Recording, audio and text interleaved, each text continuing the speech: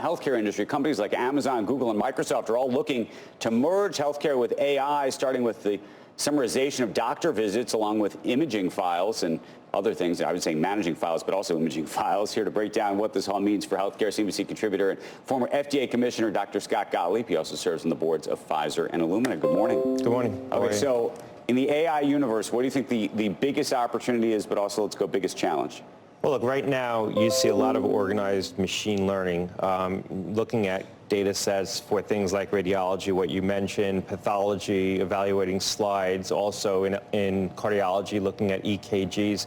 That's been under development for a while, and there's a number of approved modalities for doing that. So Google, for example, has something that can look in the back of the eye, images of the eye, and diagnose diabetic retinopathy. There's 2 approved platforms for doing that by a company called IART and another one called IDX. So organized machine learning, looking at controlled historical data sets based on algorithms to make diagnoses, has been around for a while. The real sort of big opportunity is to use large language models that can do natural language processing to actually do patient interactions. The technology is there to do that right now. Oh my gosh, when I call the bank and you have to go through the crazy codes to get There's regulatory impediments. Right. The question You've got to be kidding me. But what I was going to ask you, though, about this is, we're still not at a point where a lot of the large language models can do things that I would describe as mission critical. They're not good with math. They still hallucinate. How far away do you think we are from real interaction? There are, by the way, Inflection and a couple of others are working on programs right now that are, you instead of having a psychiatrist, you would actually just interact with.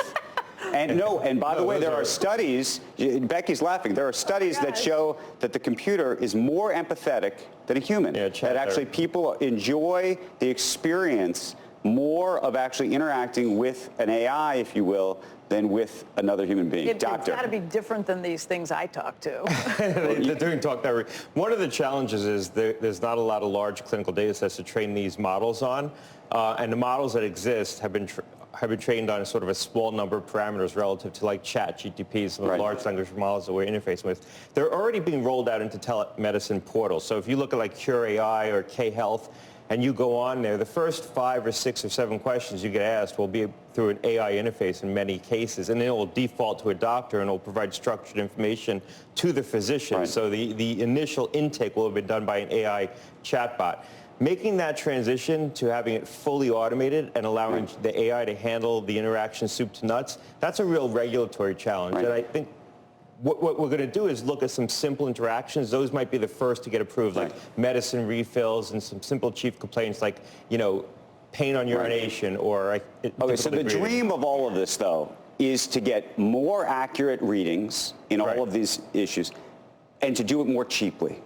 And so my question, I imagine they will do the readings potentially better than a human eventually. Yeah, that does. The question is, what's going to happen to the cost? Is it really going to, is this the thing that's going to, we're all waiting for some magical thing to come down from the heavens and change the cost of healthcare. Yeah, look, the reason why costs in healthcare don't respond to productivity inputs is at the end of the day, you need a physician or a provider to have an interaction with the patient. So this is sort of Baumel's, the economist's theory of disease. In industries that are labor intensive, you can't bring down costs with technology inputs. Here, the technology can substitute for the labor input. And as you move towards capitation, more practices are going to adopt these tools because they're not being paid on their physical labor. Right now, we pay on physical labor in medicine through Medicare.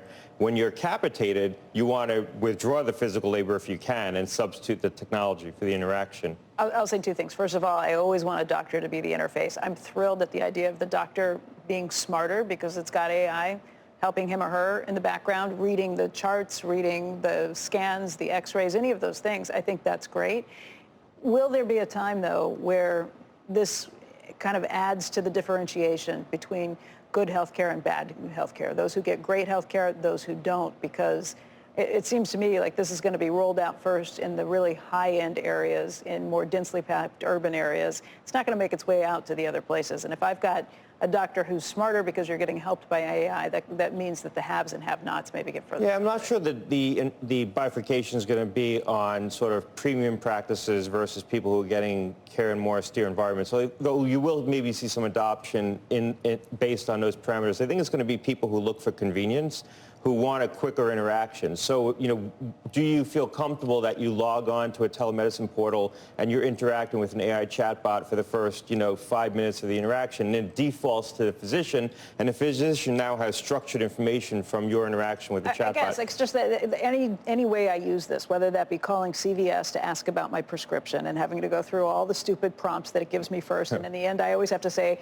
speak to the pharmacist because they screw something up on it. Yesterday, talking to the bank, eventually had to say, speak to a customer service representative because they don't translate any of that. And all the stuff they spent 15 minutes asking me, they don't see on the other end anyway. So the stuff that we already use, we're really bad at.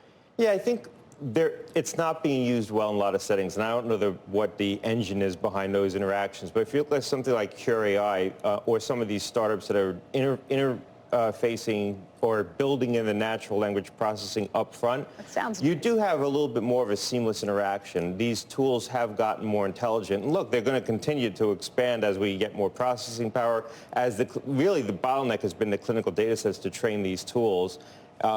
Right now, they're very limited.